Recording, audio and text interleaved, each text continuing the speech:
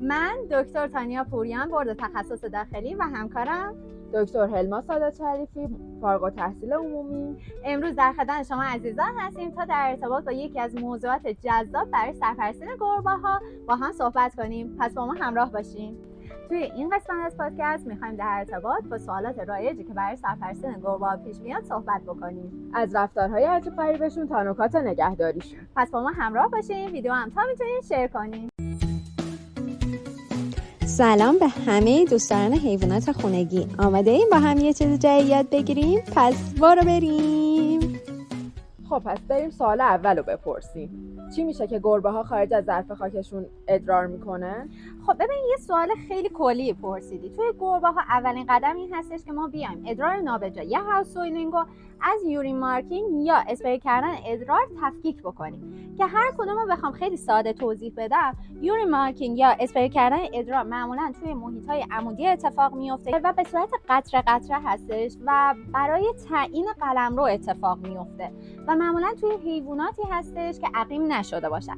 ولی هاوس سویلینگ یا ادرار نابجا یه مشکلی هستش که معمولا توی محیط‌های افقی ادرار اتفاق میفته و حجیم‌تر از حالت عادی هستش که حالا این میتونه علت‌های مختلفی داشته باشه، از علت‌های پزشکی گرفته مثلا عفونت‌های ادراری، کریستال‌های مثانه یا مثلا بیماری‌های کلیوی که کامل بر مورد بررسی قرار بگیره، یا اینکه نه مثلا اختلالات رفتاری باشه مثلا استرس و هیجان باشه یا سپریشن انزایتی و اضطراب از جدایی باشه. حالا راه حلی هم براش وجود داره؟ 100% راه حل داره. خب اگه بیماری‌های پزشکی باشه که اونا باید مورد بررسی قرار بگیره و درمان‌های مخصوص اونا انجام بشه. ولی اگه نه مثلا به خاطر رفتار و اینا باشه، چند تا راه حل پیشنهاد میشه که میتونه تا حد زیادی کمک کننده باشه. یکی اینکه ظرف خاک گربه‌ها رو، گربه‌ها چون خیلی وسواسی‌ان، ظرف خاکشون رو روزانه حتما ادرار و مدفوعشون رو جدا بکنید. ولی اینکه کامل خاک رو بخواید دور بریزید، مثلا هر 5 روز یک بار این کار رو انجام بدید. و اگه خواستین ظرف خاک رو بشورید، به هیچ عنوان از شوینده‌های آمونیومی استفاده نکنید، به خاطر اینکه اونا بوی ظرف خاک رو تغییر میدن و گربه دیگه رغبتی نداره مثلا وارد اون ظرف خاک بشه. یه سری از گربه‌ها ظرف خاک مسقف دوست دارن، یه سریاشون بدون سقف دوست دارن. حالا بسته به سلیقه گربه‌تون میتونین از اون ظرف خاک مورد نظرش استفاده بکنین. خاکی که برای گربه استفاده میکنین بعد خاکی باشه که کربن نداشته باشه، ترجیحاً معطر نباشه، دونه ریز نباشه که حالا هم تنفسش رو اذیت نکنه، هم اینکه خوشایند باشه برای گربه که مثلا میخواد بره داخلش حالا ادرار و مدفوعش رو انجام بده. یکی از رایج‌ترین سوالا اینه که چه بیماری‌های مشترکی بین انسان و گربه وجود داره. یعنی خیلی نگرانی هستش که یک سری بیماری‌ها هست که از گربه میتونه به انسان منتقل بشه. امکانش هست در این مورد هم توضیح بدید؟ ببینین، اولین نکته اینو عرض کنم که شما وقتی بهداشت رو رعایت بکنین، احتمال اینکه هر کدوم از این بیماری‌هایی که در ادامه براتون توضیح بدم و بگیرین خیلی خیلی پایین هستش. یعنی مهمترین نکته واسه یه نگهداری از حیوانات خانگی رعایت نکات بهداشتی هستش. ولی حالا چه بیماری‌های قابل انتقال هست؟ یکی از شایع‌ترین بیماری‌ها قارچ یا همون درماتوفیتوزیس هستش که یه بیماری پوستیه و توی انسان‌ها میتونه به صورت رینگ ورم یا ضایعات مدور قرمز خارشدار نمایان بشه که یک سری از گربه‌ها نه همشون ناقل قارچ میتونه باشن که حالا این بیماری رو منتقل کنن و با درمان‌های روتین ضد قارچ کامل قابل کنترل توی انسان‌ها. دومین مورد بیماری پاستورلا هستش که یک باکتری شایع توی محوطه دهانی گربه‌سانان هست که اونم باز دوباره همینطوری از طریق لیست زدن اینا قابل انتقال نیستش و صرفا اگه شما رو گاز عمیقی بگیره این باکتری میتونه حالا مثلا درگیری ایجاد بکنه و معمولا مثلا اون قسمت گاز گرفته شده میتونه مثلا دردناک و متورم بشه که باز دوباره با آنتی بیوتیک‌های خیلی روتین قابل کنترله. سومین مورد بارتنلا هستش که حالا بیماری خرش گربه هاست. توی گربه هایی که مخصوصا آلوده به کک هستن میتونه این بیماری مثلا شایع باشه و علائمی مثل حالا تورم غدد لنفاوی، تب یا خستگی میتونه انسان ها بروز پیدا کنه که برخی از پزشکان عزیز باز اینو مثلا ممکنه با توکسوپلاسموز اشتباه بگیرن، ولی دو تا بیماری کاملا جداگونه هستش. توکسوپلاسموز یکی دیگه از موارد خیلی شایع هستش که صاحبین فکر میکنن که قابل انتقال به انسان ها، در صورتی که اصلا اینطوری نیستش و از طریق گربه کمترین گزارش داده شده که مثلا بخواد توکسوپلاسموز به شما انتقال پیدا بکنه و مهمترین راههای انتقال توکسوپلاسموز یا همون انگل که باعث سقط جنین توی خانم‌های باردار میتونه بشه سبزیجات آلوده و گوشت‌های آلوده به توکسوپلاسما هست. و در نهایت هاری یکی از بیماریایی که قابل انتقاله که ترجیح میدم توی یه ویدیو کامل مفصل راجع به هاری صحبت بکنیم.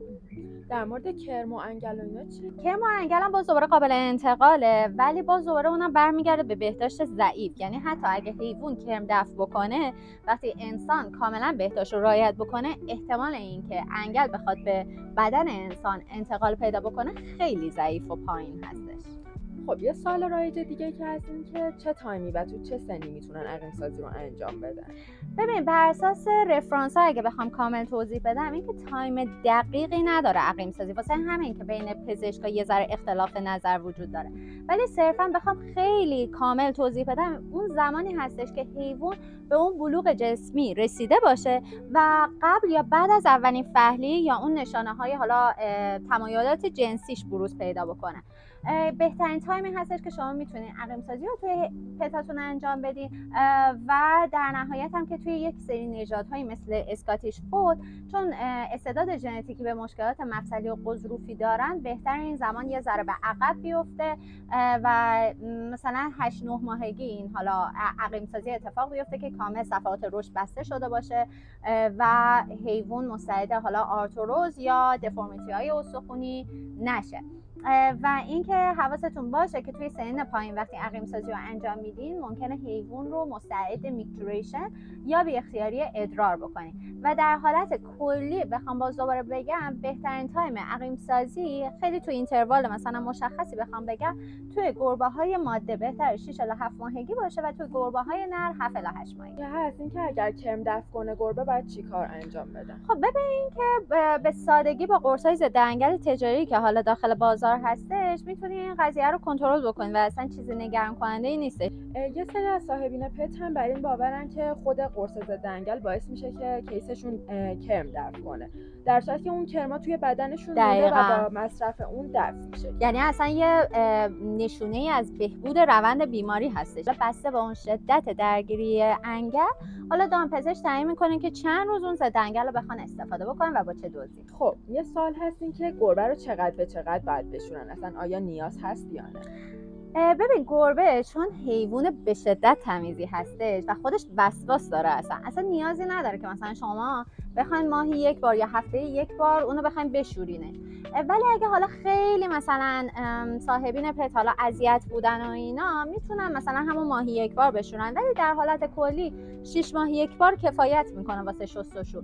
ولی این به این منظور نیستش که شما بهداشت اصلی پتتون رو رعایت نکنین، یعنی که بعد روزانه برس کشی رو انجام بدین، با برس های خوبی این کار انجام بدین، مالت برای پتتون استفاده بکنین، از یه سری مکمل‌های هیرن اسکین یا پوست و مو میتونین برای پتتون استفاده بکنین و حتما روزانه پوست پتتون رو نگاه کنین که از بابت حالا یه سری از ضایعات پوستی چکش بکنین، وگرنه همه اینا رو رعایت بکنین دیگه حیوانتون همیشه تمیزه و اصلا نیازی به شستشوی خیلی تهاجمی نداره. واقعا به انتهای قسمت ویدئومون رسیدیم. اگر سوالی هست که ما جواب ندادیم حتما توی کامنت برامون بنویسید، تو قسمت‌های بعدی حتما براتون توضیح میدیم. و اگه این ویدیو براتون مفید بود، لطفاً کانال ما رو حتما سابسکرایب بکنین و یادتون نره این ویدیو رو تا جایی که میتونین شیر بکنین و لایک و کامنت هم فراموش نشه، چون ما حتما به کامنت ها پاسخ میدیم. پس فعلا خداحافظ.